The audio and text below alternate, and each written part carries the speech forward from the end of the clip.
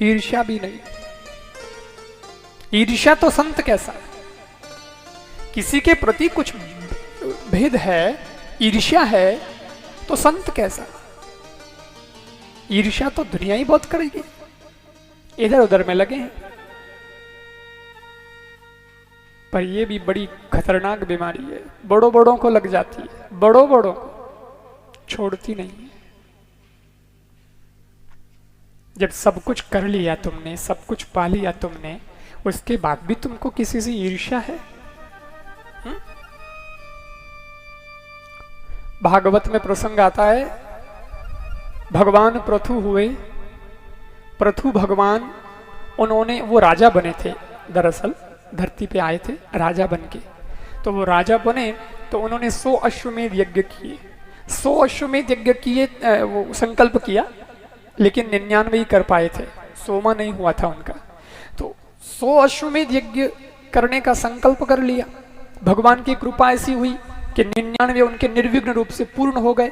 अब अंतिम आया 100वां, 100वें की तैयारी चल रहा है यज्ञ।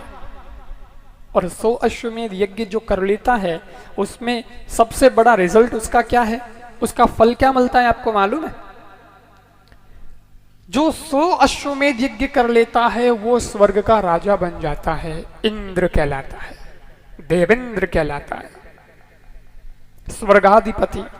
इसलिए इंद्र का एक नाम है शतक्रतु, 100 यज्ञ करने वाला, शॉर्ट में बोलते हैं शक्र उसको, वो इंद्र का नाम है।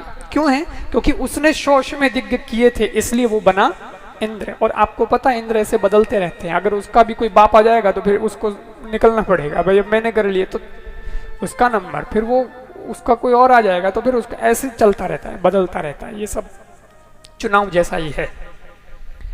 तो ये पृथु आ गए, 99 तो कर लिए, अंतिम 100वें पे हैं।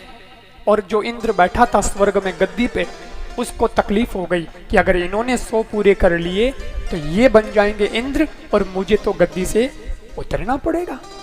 हिसाब तो यही कहता है, नियम तो यही कहता है, तो क्या करूं? तो उसने कहा कुछ ऐसा करो ताकि इनके ये 100 पूरे ना हो। तब उसने विघ्न डालना शुरू किया, उस 100वें अंतिम यज्ञ में वो कंप्लीट ना हो, इसके लिए अश्वमेध यज्ञ में जो अश्व होता है, अश्व किसको बोलते हैं? घोड़े को। उसके अंदर जो घोड़ा होता है उसका बहुत ध्यान रखना पड़ता है। अगर यज्ञ पूरा नहीं हुआ और घोड़ा बीच में कोई ले गया तो वो यज्ञ अधूरा, ऐसा नियम होता है। तो इंद्र आया और घोड़े को चुरा के भाग गया। पृथु महाराज के बेटे ने घोड़े को वापस लेके आया वो, लेकिन इंद्र ने फिर दोबारा मौका देखा, रात में लेके भाग गया। ऐसे करते करते करते 2-3 बार हुआ। पृथु महाराज को पता चला, क्या बात है भाई, ये विघ्न कैसे आ रहा है, ये घोड़ा कौन ले जाता है? पता चला कि इंद्र घोड़ा लेके जा रहा है। ये चोर कौन है? स्वर्ग का राजा, वो चोर है।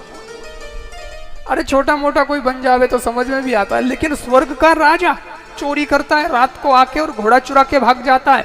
पृथु महाराज सवेरे उठे और सब पता चला कि ऐसा ऐसा होता है। तो जितने भी पंडित आए हुए थे यज्ञ करवाने, मंत्र बोलवाने, सबको कहा पंडित जी दक्षिणा कितनी हुई आपकी, बोलो, ये पकड़ो और घर जाओ, मुझे यज्ञ नहीं करना, कैंसिल, मुझे करना ही नहीं। तो पंडित जो मेन था आचार्य, यज्ञाचार्य, वो बोला लगता है राजा मूर्ख है, पागल हो गया है। क्यों? अरे अश्वमेध यज्ञ तो एक भी बहुत मुश्किल है, इसने 99 किए हैं और अब तो 100वां चल रहा है, वो भी आधा हो चुका है, आधा ही बाकी रहा है। और इस वक्त ये पृथु महाराज स्वर्ग के दहलीज पे पहुंच चुके हैं। अगर ये आधा यज्ञ जो बचा है वो पूरा हो गया तो सीधी स्वर्ग की गद्दी इनकी हो जाएगी। इतना अच्छा अवसर है और इस मौके पर ये कह रहे हैं कि दक्षिणा ले लो और बीच में चले जाओ। अरे यज्ञ को बीच में क्यों छोड़ा जा रहा है? कारण तो बताओ। पृथु महाराज ने कहा कारण सिर्फ एक है कि स्वर्ग जैसा राज मिलने के बाद में भी, स्वर्ग की गद्दी मिलने के बाद में भी इंसान के भीतर से ईर्ष्या जैसा ढाई अक्षर का छोटा सा दुर्गुण नहीं जाता है। तो ऐसे राज की मेरे को आवश्यकता नहीं है। मैं क्या करूंगा इस गद्दी को लेकर के? मेरा जीवन तो वैसा का वैसा रहा। जब इंद्र भी नहीं बदल पाया तो ये यज्ञ मेरे क्या काम आया? जो गद्दी मिली स्वर्ग की उसके बाद भी उसको जलन है, दूसरा कोई आगे कैसे बढ़ जाए, दूसरे की प्रगति कैसे हो जाए। मुझे नहीं चाहिए स्वर्ग का राज। रखे इंद्र, अगर जीवन की क्वालिटी नहीं बनी तो राज गद्दी की क्वालिटी लेके मैं क्या करूं?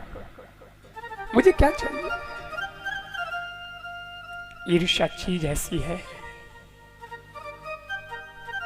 बड़े बड़े लोगों को नहीं छोड़ती है।